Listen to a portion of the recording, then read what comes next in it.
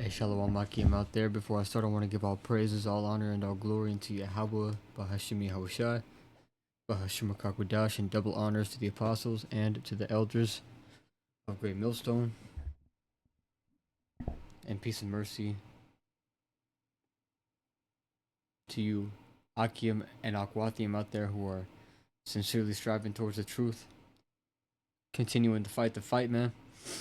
Even though the world's getting, you know, like just real cold, even though the fight's getting harder, the demon's getting tougher. Okay, that's something that I'm personally seeing, my day to day walk here. Shit's just squeezing, man. Okay, the weight is increasing,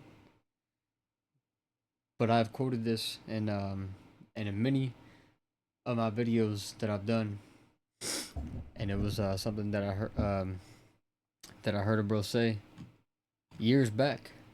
Okay, faith must increase. All right, faith must increase because, hey, man, we are not even in the thick of it yet. And what I mean by that is, we're not even to the shit like really, really popping off. Okay, like Jacob's trouble, time of famine, the hour of temptation, the time uh, when Esau begins to persecute the prophets.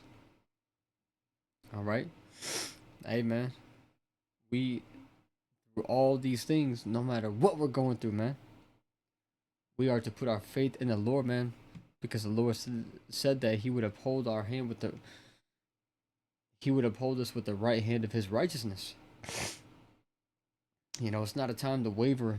It's a time to lean even harder on the Lord, understanding that that's the only way to keep going. A very popular scripture, but one that is super key and important. Isaiah 33:6, it says, "And wisdom and knowledge shall be the stability of thy times, and strength of salvation, the fear of the Lord is his treasure." Hey, it says, "Wisdom and knowledge shall be the stability of thy times." And even though you're going through things, these are the things to lean on. To lean on wisdom. Okay, what's the wise move to make? To lean on the Lord, to pray to the Lord, to continue to fight and endure. Because, hey, we were given plenty of examples of men who had to fight. Of men who suffered. Job, uh, uh, you know, Daniel was put into a den, uh, with lions. You know, and Yahushai, I mean, man, he suffered the most of all. And even though he did suffer, man, he is praying for us still. All right?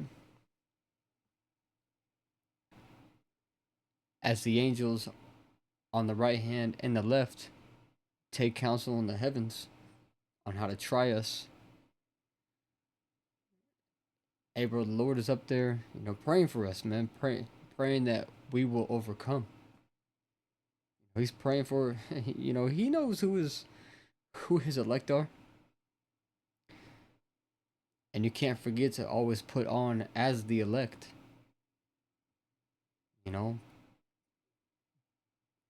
Take every step forward with the confidence and belief that you are one of the elect. And that's not to say to walk with, great pride or to be puffed up, because those are not the characteristics of the elect, but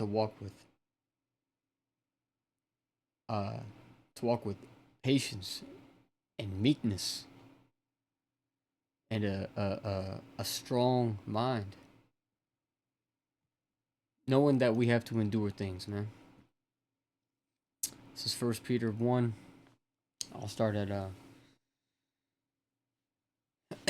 I'll start at 18. It says, for as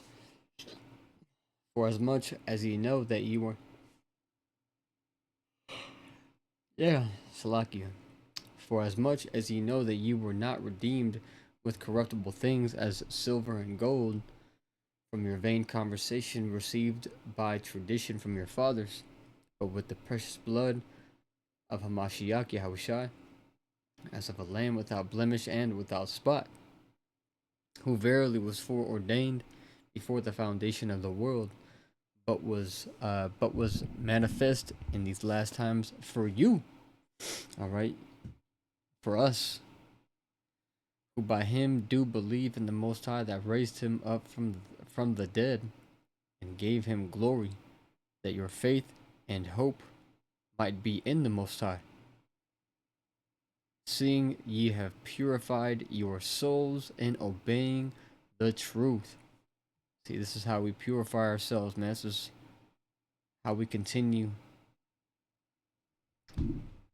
to keep ourselves washed, okay, washing the blood off of our hands, because we have been given the basically the Lord granted us permission to be on the inner circle, you know, to have the knowledge of things to come, and so therefore we now have a job to push it and to give the warning and to tell our people to get right, to show our people their transgression, and to warn the nation of Israel, knowing that not all are going to take heed, because 2/3 are prophesied to be destroyed, 1/3 and the elect that are within the 1/3, to be converted, to be turned back. All right, basically just putting forth good fruits, man. Okay, that's why he said, uh, and ye shall know my men by their fruits, or something to that effect. Okay, those who truly believe in me, uh, Salakia, ye shall know them by their fruits. Basically by their works and what they do. It says, see, back in 1 Peter 1:22, seeing you have purified your souls in obeying the truth through the Spirit unto unfeigned love of the brethren. See that ye love one another with a pure heart fervently. And we do these videos to exhort, to edify brethren, man. All right. And also to those, who watch, who are sincere. The unfeigned love of the brethren. Sharpening yourself to be able to help your brother next to you if he falls short.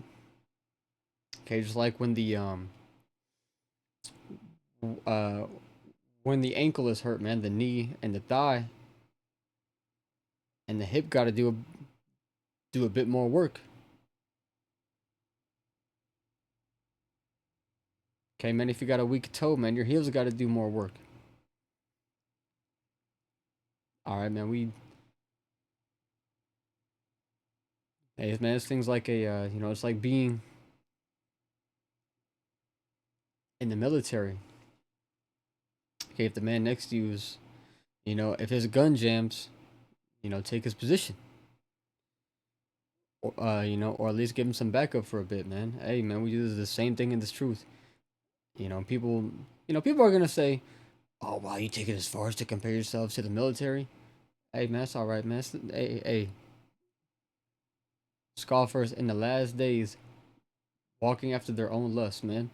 It's prophesied that there's gonna be scriptures and unbelievers.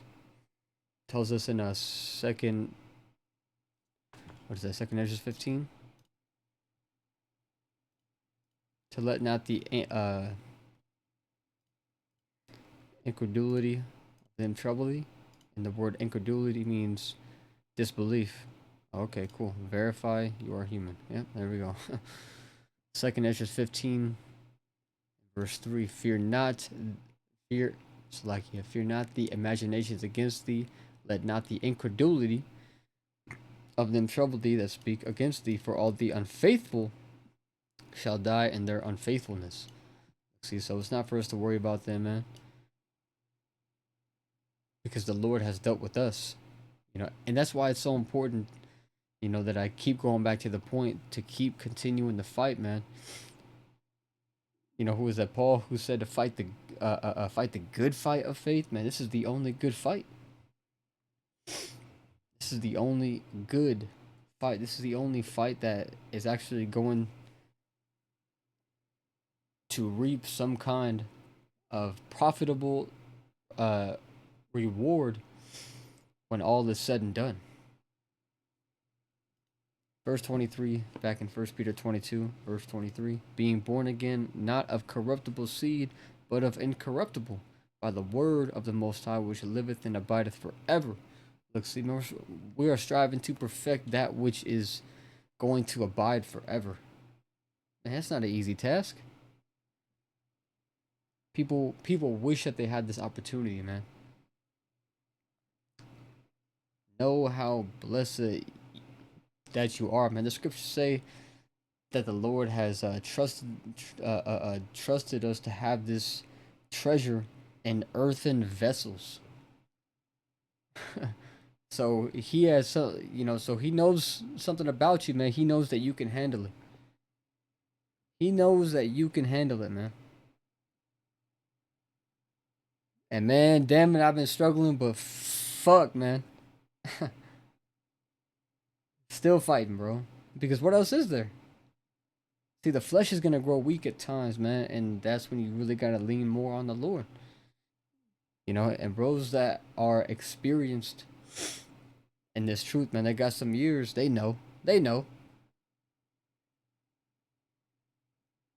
It says, verse 24, for all flesh is as grass, and all the glory of man as the flower of grass. The grass withereth, and the flower thereof falleth away, but the word of the Lord endureth forever, and this is the word which by the gospel is preached unto you. So, even if you are to get weak, okay, to fall out, man, to give into your lust, man, whatever the case may be, look, man, it says that the flesh is as grass. And there's another scripture that says that all the works of man are vain. So anything that you would go do outside of this truth anyways, it's going to wither and come to naught. Because it's not of the Most High. Anything that is not of the Most High will come to naught and will be thrust through. All right? So, 2 Corinthians 12 and 7. It says, and lest I should be exalted above measure through the abundance of the revelations, there was given to me a thorn in the flesh. See, man, Paul was given a thorn in the flesh. Something that irked him and troubled him every day. It says, Salakia, man, I can't speak. The messenger of Satan to buffet me, lest I should be exalted above measure. Let's get that word for buffet.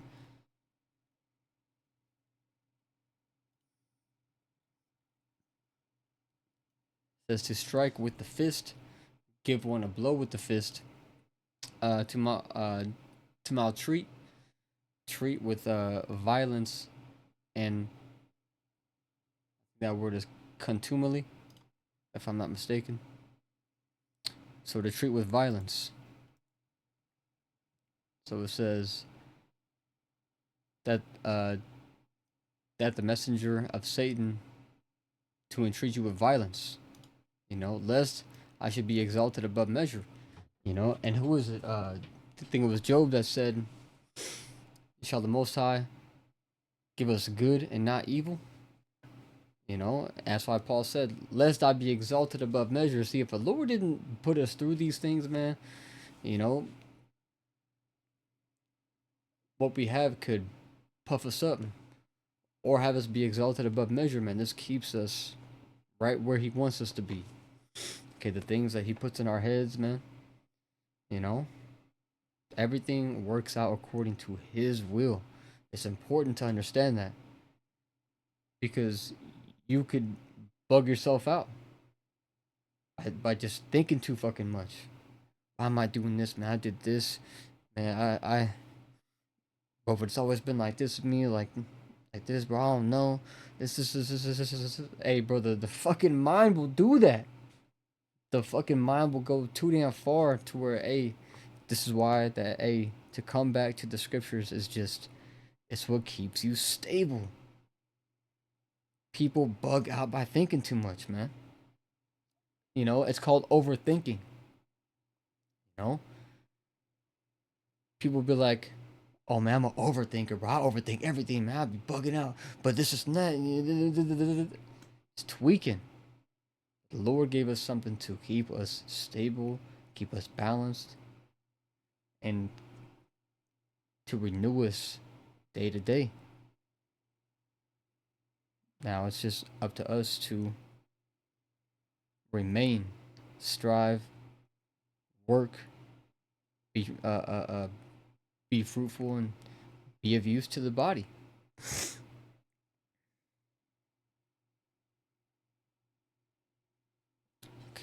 Continuing on in verse 8, it says, "For this thing I besought the Lord thrice, that it might depart from me." Look, see? And when the Lord puts these things on us, bro, it's like the Lord wanting us to go to Him. You know, just like Paul did. It says, "For this thing I besought the Lord thrice." And when you're going through things, man, if you are a sincere believer and potentially of the elect, you will go to the Lord for help, man. You'll pray, man. You'll fast. You'll cut certain things off out of like wanting to please the Lord that much more. You'll you know trim off the fat. Verse 9 says, "And He said unto me, My grace is sufficient for thee. My strength is made perfect in weakness." See, our strength is made perfect in weakness because that's that's when it shows how strong you really are, is in your time of weakness. True strength is shown and proved when you are at your lowest. It says, "Most gladly, therefore, will I rather glory in my infirmities, that the power of Hamashiach may rest upon me. Therefore, I take pleasure in infirmities, in reproaches, in necessities, in persecutions, in distress, for Hamashiach's sake. For when I am weak, then am I strong. I am become a fool and glorifying. Ye have compelled me, for I ought to have been commended of you. For in nothing am I behind the very chiefest apostles, though I be nothing." But that's basically the point.